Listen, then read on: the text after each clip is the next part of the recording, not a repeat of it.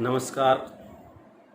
आज जो बिहारी सतसई की व्याख्या हम कर रहे थे उसका पार्ट 2 है। ये पार्ट सेकंड के लिए है। इसका पार्ट फर्स्ट हम पढ़ चुके हैं, तो ये दूसरा पार्ट है जो बाकी रह रहा है। उनकी जो व्याख्याएं हैं वो मैं यहाँ पर आपको पढ़ाता हूँ। देखिए, अंग अंग नग जगमगत दीप सिकासी देह, दिया बढ़ायो हूँ रहे बड़ो उजारो गेह। देखिए, आप जानते हो बिहारी जी ने बिहारी सतसई में जितना भी वर्णन किया है, ख़ास तौर से श्रृंगार के ऊपर, और जब वो नायिका के श्रृंगार की बात करते हैं तो बड़ा चढ़ा करके वर्णन करते हैं। तो यहाँ पर नायिका के सौंदर्य का वो वर्णन कर रहे हैं। अंग अंग नग जगमगत दीप सिकासी दे, कि नायिका इतनी सुंदर है कि उसका प्रत्येक अंग जैसे एक एक नग चमकता है, उस प्रकार वो जगमगा रहा है। और दीपक की भांति, दीप सिकासी देह, दीपक की भांति उसकी जो देह है, उसका जो शरीर है वो चमक रहा है। अब कितना चमक रहा है, यहाँ पर कवि बिहारी ने इसका वर्णन बड़ा चढ़ा करके किया है। वो कैसे किया है कि दिया बढ़ायो हूँ रहे बड़ो उजारो के, कि घर में दीपक को बुझाने पर भी या दीपक को बंद करने पर भी बड़ो उजारो के, उस घर में बहुत सारा प्रकाश रहता है। अब चूँकि यहाँ पर ये लोक व्यवहार में जो जिसके ऊपर विश्वास नहीं किया जा सकता, वहाँ पर अतिशयोक्ति अलंकार होता है। तो भले ही नायिका कितनी भी सुंदर हो, लेकिन यदि अंधेरे में वहाँ पर दीपक को बंद कर दिया जाए तो वो नायिका तक दिखाई नहीं देगी। ये तो बिहारी कवि की कारीगरी है कि वो कहते हैं कि दिया बढ़ायो हूँ रहे, दीपक को बंद करने पर भी वो नायिका इतनी सुंदर है कि उसकी जो देह है उसकी चमक इतनी है कि घर के अंदर बिना दीपक के भी प्रकाश हो रहा है। दिया बढ़ायो हूँ रहे बड़ो उजारो गेह, गेह मतलब घर में। तो इस प्रकार अतिशयोक्तिपूर्ण यहाँ अलंकार है। और यहाँ पर उपमा अलंकार भी है, और पुनरुक्ति प्रकाश है, और अनुप्रास है। इन अलंकारों का प्रयोग कवि बिहारी ने यहाँ पर किया है। अगला देखिए, भूषण भार संभारिये क्यों इही तन सुकुमार, सूधे पायन धर परे शोभा ही के भार। देखिए, अब चूँकि बिहारी कवि हैं, ये तो इनकी कारीगरी है कि वो किस प्रकार नायिका के सौंदर्य का यहाँ वर्णन कर रहे हैं, बड़ा चढ़ा करके वर्णन कर रहे हैं। इसमें भी अतिशयोक्ति अलंकार है। भूषण भार संभारिये क्यों इही तन सुकुमार, नायिका का जो शरीर है वो इतना कोमल है, इतना कौमार्यता से युक्त है कि उसको दुल्हन के रूप में जो भूषण आभूषण जो गहने पहना दिए गए हैं, उससे उन गहनों का भी भार बर्दाश्त नहीं हो रहा है, या वो उनको संभाल नहीं पा रही है। उनको पहन करके वो असहज महसूस कर रही है, और उसका शरीर इतना कोमल है, इतना सुकुमार्यता से युक्त है कि वो गहनों का वजन भी सहन नहीं कर पा रही है। भूषण भारु संभाल, गहनों का भार भी वो संभाल नहीं पा रही है। क्यों इही तन सुकुमार, क्यों? क्योंकि उसका जो तन है, उसका जो शरीर है वो कोमल है, कौमार्यता से युक्त है। और जब वो गहनों को पहन करके जब चलने की कोशिश करती है तो सूधे पायन धरे परे, पैरों में जो गहने पहन रखे हैं उन गहनों के वजन के मारे उसके कदम भी सीधे नहीं पड़ रहे हैं। अब यहाँ पर कवि बिहारी की एक तरह से कारीगरी है कि वो कह रहे हैं कि जो गहने पहने हुए हैं उनका भार तो है ही है, लेकिन उसकी शोभा, जो नायिका की शोभा है वो गहने पहनने पर और अधिक बढ़ गई है। तो उस शोभा का भी भार है जो नायिका वहन नहीं कर पा रही है। और सूधे पाए न धरे परे शोभा ही के भार, इस प्रकार वो गहने और गहनों की शोभा को वो वहन नहीं कर पा रही है, वो इतनी सुकुमार है। तो यहाँ पर भी कवि ने अतिशयोक्ति पूर्ण अलंकार का प्रयोग किया है और अनुप्रास का भी अनुप्रास अलंकार का भी यहाँ पर प्रयोग हुआ है। और सामासिकता तो इसमें है ही, क्योंकि कवि बिहारी हैं जिन्होंने कम शब्दों में इतनी बात को इसमें रख दिया है। कीने हूँ कोरिक जतन, अब कही काढ़े कौन, भो मन मोहन रूप मिली, पानी में को लौन। ये यहाँ पर अद्वैतवाद का सिद्धांत है और कवि बिहारी ने ये एक प्रकार से भक्ति का दोहा ये लिखा है कि कीने हूँ कोरिक जतन, कोई अब कितना भी यत्न कर ले, अब कही काढ़े को, अब कोई भी मेरे इस मन को या मेरे मन से उस श्री कृष्ण को निकाल नहीं सकता है। भो मन मोहन रूप मिली, भो का मतलब है मेरा, मन मोहन रूप मिली, पानी में को लो। मेरा जो मन है वो श्री कृष्ण में इस प्रकार रम गया है या इस प्रकार मिल गया है जिस प्रकार पानी में नमक मिला हुआ है।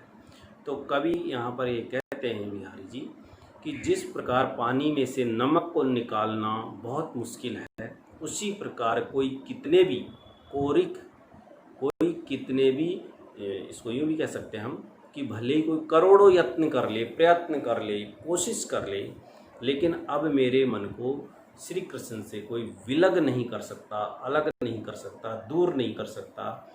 यहाँ पर है जो बिहारी का जो समर्पण है श्री कृष्ण के प्रति वो दिखाया गया है। अद्वैतवाद का यहाँ पर सिद्धांत है और इसमें अनुप्रास अलंकार है। अगला देखिए, या अनुरागी चित्त की गति समझे नहीं कोई, ज्यों ज्यों बूढ़े श्याम रंग त्यों त्यों उज्ज्वल होई। या अनुरागी चित्त की गति समझे नहीं कोई, ज्यों ज्यों बूढ़े श्याम रंग त्यों त्यों उज्ज्वल होई। कवि बिहारी यहाँ पर कहते हैं कि जो अनुरागी चित्त होता है, जो प्रेमी चित्त होता है या जो प्रेमी होता है, उसके प्रेम को, उसके अनुराग को कोई समझ नहीं सकता। क्यों नहीं समझ सकता? क्योंकि जो जो बूढ़े श्याम रंग, ये श्री कृष्ण के प्रति जो प्रेम है उसको कोई, उस भक्ति को, उस प्रेम को, उस अनुराग को कोई समझ नहीं सकता। वो इसलिए नहीं समझ सकता क्योंकि जो जो बूढ़े श्याम रंग त्यों त्यों उज्ज्वल होई।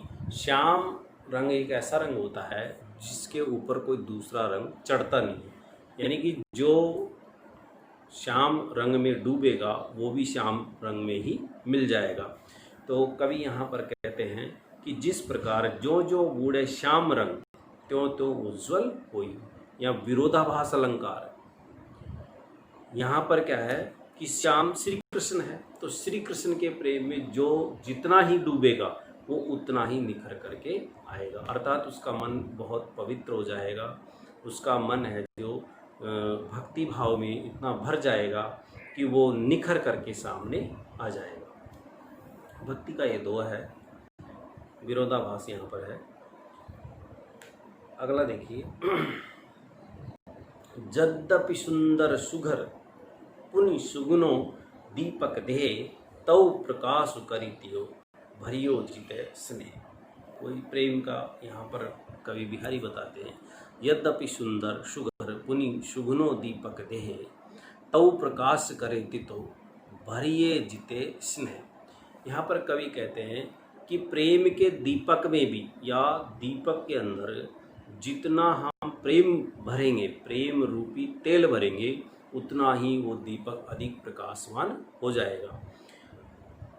कवि कहते हैं कि यद्यपि, कितना भी पहले से ही वो सुंदर हो, सुगर हो और सारे गुणों से युक्त है हो, दीपक देह, ये जो हमारा जो शरीर है इसको इन्होंने दीपक का एक रूप दिया है कि ये जो देह रूपी दीपक है, भले ये कितना भी सुंदर हो, सुगर हो, सुडोल हो और सारे गुणों से युक्त हो, इसके बावजूद तव प्रकाश करे, इसके बावजूद ये उतना ही प्रकाश करता है भरिए जीते इसमें। इसमें जितना प्रेम भरोगे उतना ही प्रकाशवान होएगा, यानी कि प्रेम का ये प्रकाश फैला पाएगा। कहा कहो वाकी दशा हरि पर प्राणन के ईश, बिरह ज्वाल जरिबो लखे मरिबो वही आशीष।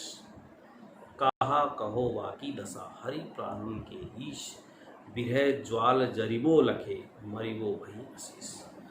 जो विरही जो है या प्रेमी जो जोड़ा है उसकी दशा का यहाँ पर वर्णन किया है, और कवि उनकी दशा का वर्णन करते हुए कहते हैं कि कहा कहो वाकी दशा, यानी प्रेमी जोड़े की दशा का मैं कहाँ तक वर्णन करूं।